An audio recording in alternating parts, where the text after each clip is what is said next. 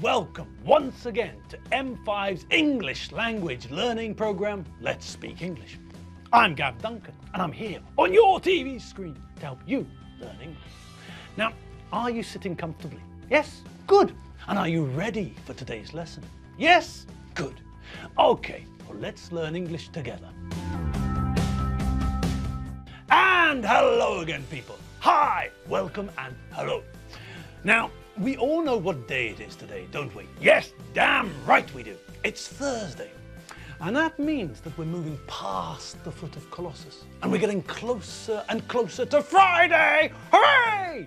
Just one more day and then Friday will be with us. Great. Okay, but that still means that we've got one more day to get through, haven't we? Yes, one more day until the arrival of Friday, one more day until Friday gets here. So, well, let's get started. All right, now, yesterday, you all remember what we looked at, don't you? Of course you do. It was only yesterday, for Pete's sake. All right, now, pull yourself together. So, let's agree on what we saw last, shall we? Well, the last thing we saw was connected to the past continuous tense, wasn't it? We looked at the fact that we use the past continuous tense to talk about something that started before a specific time in the past. And this thing, this action or event which started before a time in the past continued after the specific time. So, we could have a conversation like this. You didn't answer your phone when I called you last night. Oh, yes, I know. I was eating my dinner when you called. So, from that brief conversation, we can see that someone called me at a certain time last night.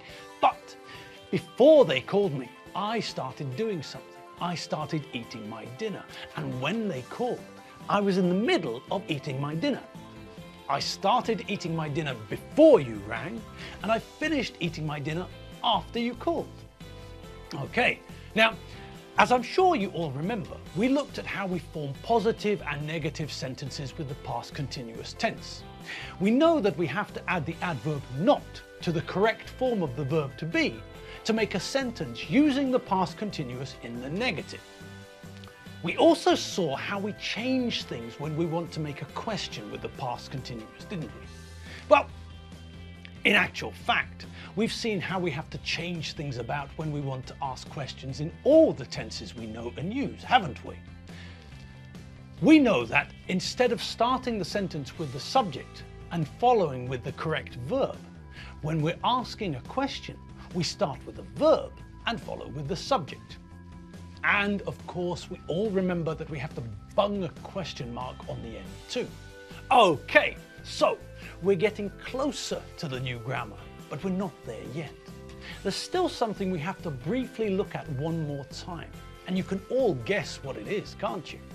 Well, you're not even guessing, are you? No, of course not. Logically, what's coming next?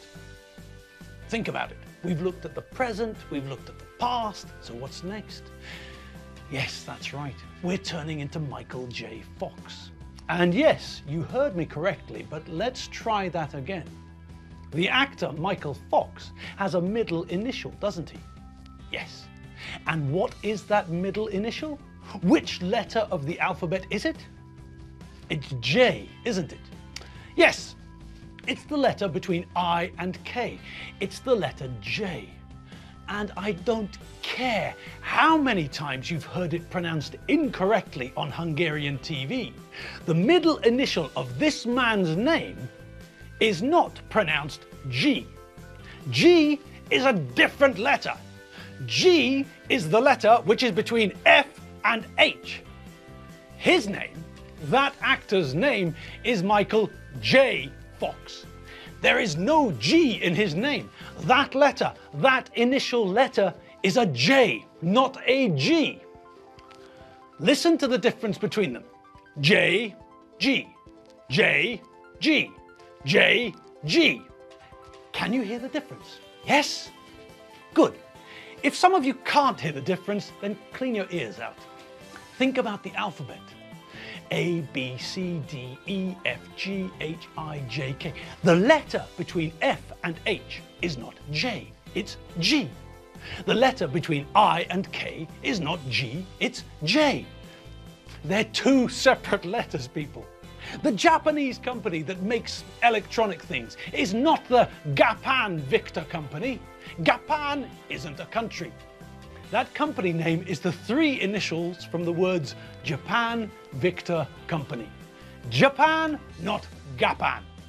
JVC, never, never, never, never GVC. Michael J. Fox. His middle name is actually Andrew, but he picked the letter J as his middle initial. And all over the world, people know how to say his name, apart from here. Here, for some unknown reason, back in the 1990s or thereabouts, someone who spoke English as well as a baboon started to say Michael J. Fox's name incorrectly on TV.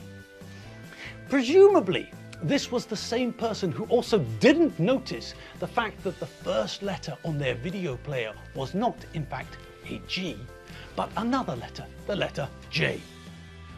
All right, rant over, people, but remember, don't make silly mistakes. If you heard someone on the TV say something in Hungarian, then yes, it's probably right. But if it's an English word, then it might be right. But I hear things every day which indicate that the people on the TV don't pronounce English very well. I accept that English pronunciation isn't very logical. It's not phonetic. But so what? It's not impossible to pronounce these words, is it? What? So someone in Hungary can't pronounce the English letter J? Why not? Which sound is different? The J sound. What about the same sound we use in words like gentleman? Well, why? Is that difficult? Look at this picture and tell me what we're looking at. So, tell me, what can we see in that picture? Yes, it's a jungle, isn't it? Okay. And what's the Hungarian word for jungle? It's dzsungel, isn't it? Yes. And what's the first letter of the word? It's J, isn't it? And isn't that the exact same pronunciation of the first letter of the English word? Yes, it is, isn't it? Okay. So that means that if you can speak Hungarian, you can say that letter. Good. Now stay with me. What other sound can we hear in the English letter J? Does that sound ring any bells? Does anyone know of a Hungarian letter which sounds a bit similar? Yes, the letter A. It's not 100% the same. The Hungarian sound is longer, but it's pretty close. So, if you're a Hungarian and you can say the word jungle, dzsungel, and you can also pronounce the name Eva, then that means that there's no reason that you can't say the English letter J.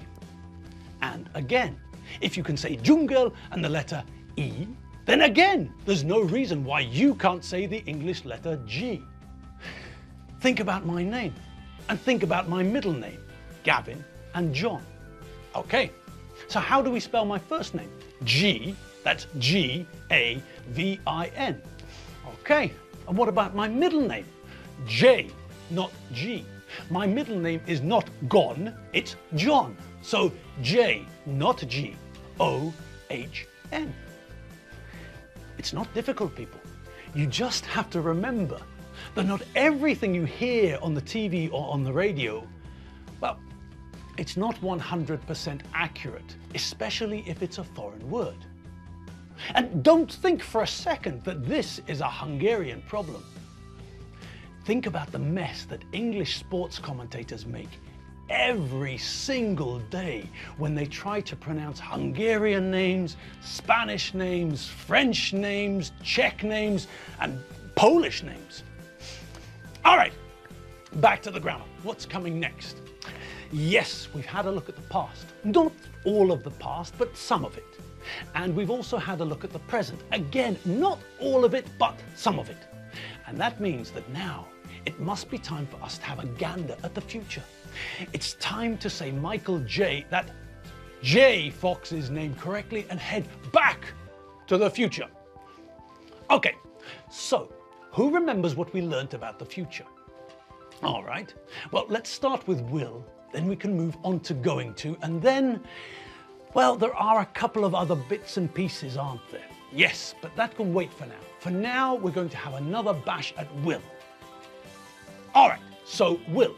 We use will in connection with the infinitive without to as a way of talking about the future. Tomorrow, I will be in the studio talking to you about the future. Okay, so let's think about the form of this future thingy, shall we? Well, will is easy, isn't it? Who remembers the different forms of will? Yes, that's right. That's the easy bit. There are no different forms. We don't have to worry about adding an S to the end of something. We don't have to think about which of the two forms is the correct form for this subject. Nope, not here. Here it's easy peasy. This is plain sailing. Will only has one form. It's will all the way for every subject. So I will enjoy watching you learn about will, and you will enjoy the fact that there's only one form.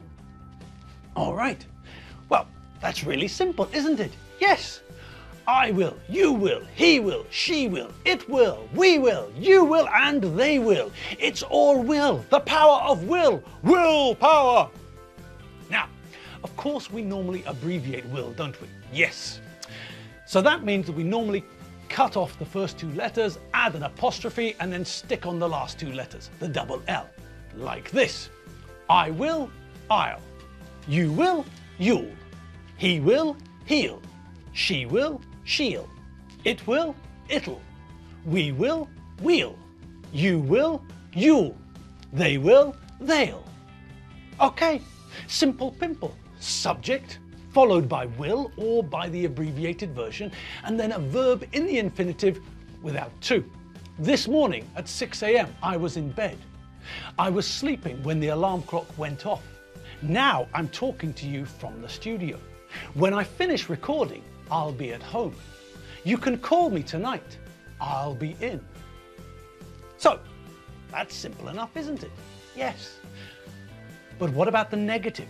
What's the negative form of will, and how do we use it? Well, as I'm sure you all remember, we form the negative of will by adding not to will. So, once again, we have to use our old friend, the adverb not. All we do is stick not on the end.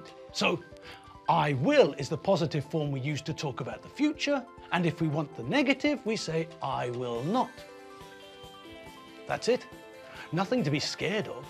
I will or I will not. Okay, but what about the abbreviated form? Well, will not becomes won't. That's the abbreviated form of negative of will. Will not becomes won't. Simple. And what about using the negative form with different subjects? Well, what about it? There's no change. All of the subjects use will, and that means that when we want to make a negative sentence about the future, all of the subjects use will not. They'll all use won't. Simple, logical, easy. Don't call him after 7 p.m. He won't answer his phone. You don't need an umbrella. It won't rain today. I'm sorry I was late. It won't happen again.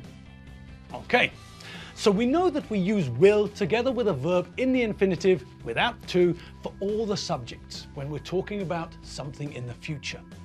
And we know that we use won't, will not, when we want to make a negative sentence about the future. Fine. But what about asking questions about the future? Well, we've run out of time, so we'll look at that tomorrow. Okay? Don't worry, I won't forget. Tomorrow, we'll look at how we ask questions using will. Until then, well, you'll just have to wait. I know 15 minutes is a short time, but softy, softy, catchy monkey, as we all know. All right, people, it's time for me to go home, and it's time for you to feed the cat and things like that. I'll see you all tomorrow, and we'll pick up where we left off with questions using will, okay? All right, have fun, and if you've got some spare time, Don't forget to check out the website, www.mediaclick.hu. See you later. In fact, I'll see you tomorrow. Bye!